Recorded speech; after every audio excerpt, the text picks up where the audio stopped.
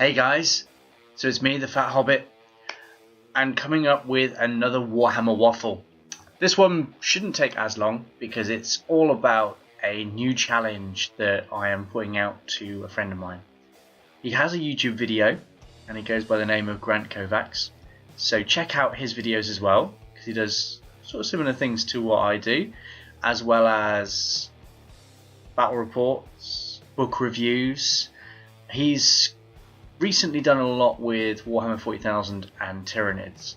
So if you're a Tyranid fan, get over to his videos because he does a lot of in-depth review of the book and also talks about starting Tyranids and doing army lists. And he also did recently a Warhammer world trip and used his Tyranids for it. So he has quite a lot of insight when it comes to doing Tyranids. At some point, I almost promised that I would do one as well and do an army list video. So I've got to live up to that and actually do one at some point, just for him really, for the Tyranids, just to sort of show what I would do. Anyway, getting slightly off track. The challenge that I've set for him is a Warhammer challenge. So the basis of the challenge is all about building, painting and gaming, all based on a Warhammer army. So it can be any Warhammer army and it's aimed at starting a new army. So it could be High Elves, it could be Chaos Dwarves from the Tamakan range, it could be Chaos Warriors, anything like that at all. And the aim of it is to paint a unit a month. Can be any unit at all from that army. So it could be that you want to spend a month painting a character. So your Chaos Lord that you want to look absolutely buff. You can use that month to build, convert, base, whatever you want to do with him, and then paint that model. And then add that to your force. Or it could be that you want to get 20 goblins done for your goblin horde of 40. Be that. If that's what you're going to start your unit, that's what you want to do, that's fine. It doesn't have to be, if you have like a unit of 100 goblins, you don't have to finish the entire 100 goblins, but the challenge is there to do it. And then once we reach 1,000 points, we play a game with it, because it's about sort of halfway to what we actually want to get to. And then once you get to 2,000 points, or 2,400, we then go to a tournament, which could be anything. It could be Blood and Glory run by the Bad Dice guys, bit of a plug for them. It could be the Beyond Supremacy, it could be Sheffield Slaughter, or it could be one held at Warhammer World like the Throne of Skulls, which Games Workshop do. It can be any of those tournaments. Or if there's no tournament going on at the time, we just go up, me and Grant, maybe a few other guys as well that want to go up that are interested, either from his area, which is Peterborough, or my area, which is Worcester, and we go and play a game. Again, tournament conditions, and we play against each other with the two armies that we've been building and painting over the course of a year. Hopefully it might take less time than that, but if it doesn't, at least we've got a year to be able to get it done. All kicks off at the start of June. So there you go, Grant. June is your starting month. Okay? Starting from the 1st of June. Okay? Now, so which army have I decided to go for? Well, the hype at the moment is all about the Wood Elves. And I just couldn't resist it. I just had to. They're absolutely beautiful army. There's a load of new models that they're bringing out for it that are really, really nice. And I really like the Tree Man. And I was lucky enough that I came home one day and my other half told me that she'd ordered me one. I was like, oh, cool. And I've actually managed to get it built. I didn't build it. My other half decided that she really, really wanted to build it. And after almost slicing her finger off, managed to get it built for me, and it's an absolutely beautiful figure. And I've gone for the one the Tree Man Ancient version, so I can actually cast some Law of Life spells and do some really funky things with it. And I think with the fact that I want to do a 2,400 point army, it's going to really help me to sort of push him into that, because at 2,000 points a Tree Man Ancient's really hard to fit in, because there are so many other really cool lords that you could put in at 2,000 points, but then you can't put another one in. And with my only lord being a Tree Man Ancient, I would be fairly vulnerable to anything which affects leadership or anything like that. And I really do need a level 4 Spellsinger in there as well.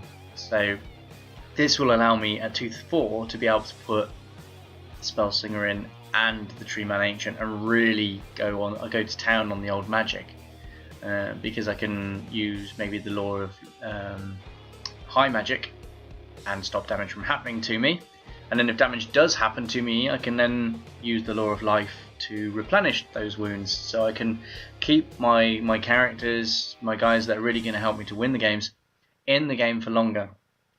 And that's the main aim with those guys. I love the Wild Riders, and their rules are just insane. They've got so many attacks on the charge at strength 5 armor piercing that why would you not have them? They're absolutely brilliant. And they're fast cav as well, so they can do the whole running around enemy units, not having to worry about reforming. They've got Forest Strider as well, so they just go through woods with wanton abandon. It's absolutely brilliant models as well. I'm going to have 3 of them, 3 units of them, quite happily. The Way Watchers, they're 20 points a model, but again, well worth it, as long as you know how to stop them from getting caught by stuff in combat or being shot at too much. They will guaranteed pretty much make their points back, because their ballistic skills so high, and with the new arrows now ignoring armor saves or being able to do multiple shots at stuff, means they can deal with chaff and they can deal with high armored stuff, which is pretty cool. I can definitely see them having a use in every single Wood Elf army. But I'm starting to go on a bit of a tangent, and I think I'm going to do a slightly different video to cover the Wood Elves and their army list and their army book, and hopefully that will come up fairly soon as well. So the theme that I've gone for with my Wood Elves, I've gone for an autumn feel, which is mostly browns, yellows, and just an orangey hue to it as well. I've never done resin bases, I've never done anything like that, so I've ordered some of those, and they're going to come through and do some funky things like that. And the first unit that I am going to build is going to be a unit of Glade Guard. I think if you get the core out the way first, it allows you then to not have to worry about doing boring stuff. But at the moment, I'm absolutely loving painting these models. The Glade Guard models are one of my favourites of the core models to paint. The other ones being Dark Elves, because I love Dark Elves too. Anyone that don't like a dirty, dirty High Elves? Yes, George, I'm looking at you. So to finish off, I know what my first unit's going to be, and I know what points I'm aiming up to go to. Other than that, I haven't really got a solid set in stone army list, and I have no idea what characters to add in or anything. So this is where you guys come in. I want you to make me some suggestions.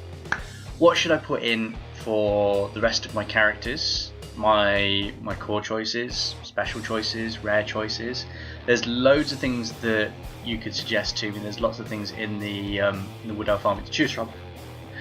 But what I'd like you guys to suggest is models to put in the unit, in the army. Obviously has to be Wood Elves. Okay, can't be anything else, just Wood Elves. But it could be a reason, could be because of they're cool models, or because they have some really cool rules that would work well with stuff that I've already got in the army. So if there's something that you think I should put in, then suggest it, but also put a reason as to why you suggested it as well. Don't just put, I think you should have Warhawk Riders. Put why I should have them. because they're cool models, they'll be really cool to paint, they'll look a nice thematic part of your army, or because they'll be able to get to war machines quickly. So things like that. Suggestions either gaming, painting, whichever, and I'll look at all the suggestions made, and then I'll go through them and then work out what I think is the best ones to put in. And again, it could be because the reason's really cool, or because the painting reason's really cool, anything like that at all. So I want you guys to suggest that to me. Also, if you want to get involved and join in with this as well, then there is no reason why you can't. So from this is me sort of signing out with a challenge made to fellow hobbyists and to you, Grant. It's your turn now. You've got to get it done. So it starts on the 1st of June, and we come back to you at the end of June to hopefully show you how I've got on. So, this is me, the Fat Hobbit, signing out.